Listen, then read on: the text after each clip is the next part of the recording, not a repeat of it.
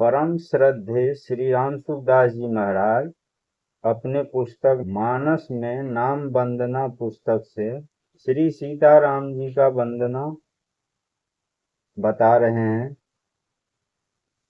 गिरा अरथ जल बीच सम, कहियत भिन्न न भिन्न, बंदौ सीताराम पद, जिनहि परम प्रिय खिन।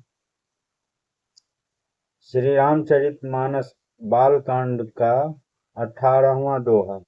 गोस्वामी तुलसीदास जी महाराज कथा प्रारंभ करने से पहले सभी की वंदना करते हैं। इस दोहे में श्री सीताराम जी को नमस्कार करते हैं। इसके बाद नाम वंदना और नाम महिमा को लगातार 9 दोहे और 72 चौपाइयों में कहते हैं। श्री गोस्वामी जी महाराज को यह 9 संख्या बहुत प्रिय लगती है। 9 संख्या को कितना ही गुना किया जाए तो उन अंकों को जोड़ने पर 9 ही बचेंगे। जैसे 9 संख्या को 9 से गुना करने पर 81 होते हैं। 81 के 8 और 1 इन दोनों को जोड़ने पर फिर 9 हो जाते हैं। इस प्रकार कितनी ही लंबी संख्या क्यों न हो जाए, पर अंत में 9 ही रहेंगे, क्योंकि यह संख्या पूर्ण है। गोस्वामी जी महाराज को जहाँ कहीं ज्यादा महिमा करनी होती है तो 9 तरह की उपमा और 9 तरह के उदाहरण देते हैं। 9 संख्या आखिरी हद है, इससे बढ़कर कोई संख्या नहीं है। यह 9 संख्या अटल। संवत 1631 करहु कथा हरिपद धरि सीसा, नौमी भौम बार मधुमासा, अवधपुरी यह चरित प्रकाशा।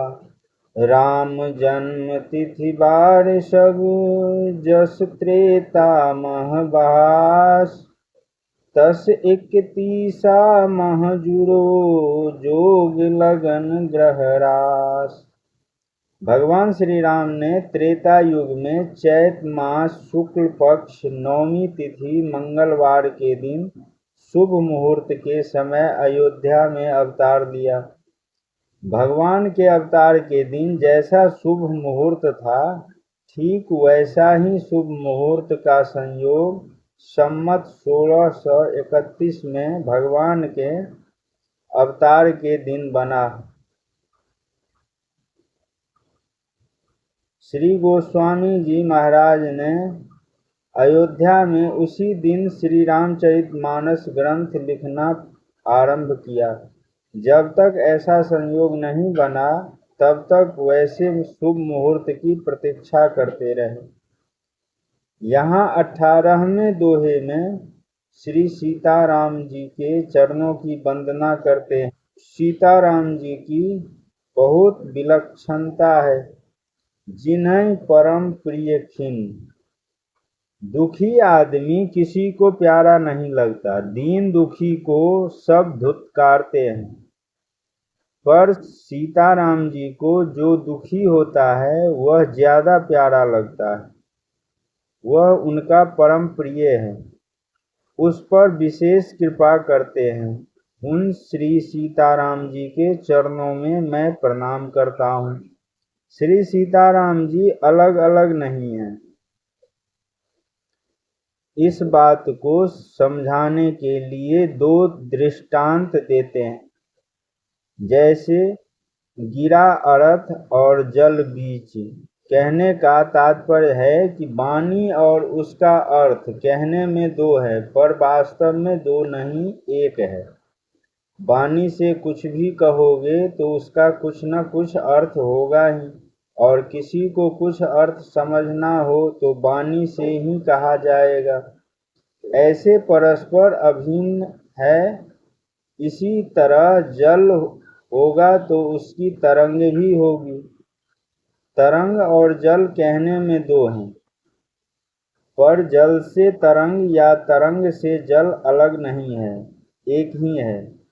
गिरा और बीची ये दोनों स्त्रीलिंग पद है।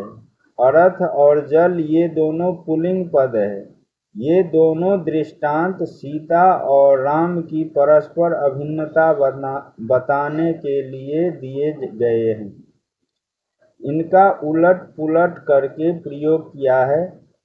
पहले गिरा स्त्रीलिंग पद कहकर अर्थ पुल्लिंग पद कहा। यह तो ठीक है, क्योंकि पहले सीता और उसके बाद राम है।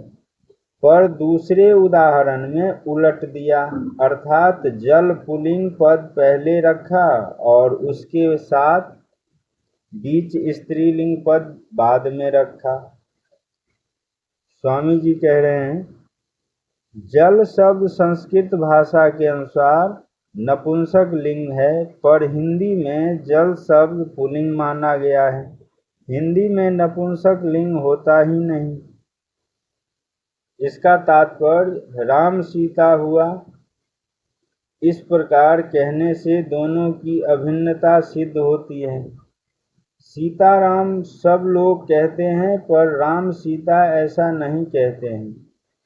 जब भगवान के प्रति विशेष प्रेम बढ़ता है, उस समय सीता और राम भिन्न भिन्न नहीं दिखते।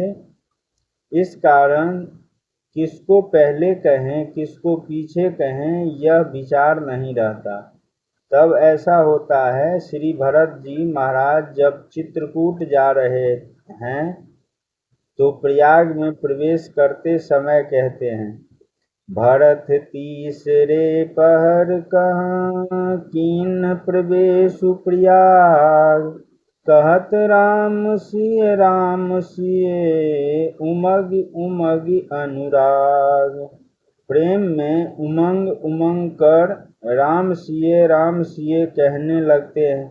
उस समय प्रेम की अधिकता के कारण दोनों की एकता का अनुभव होता है। इसलिए चाहे श्री सीताराम कहो चाहे राम सीता कहो, ये दोनों अभिन्न हैं। ऐसे श्री सीताराम जी की वंदना करते हैं। जय श्री सीताराम जी महाराज की जय।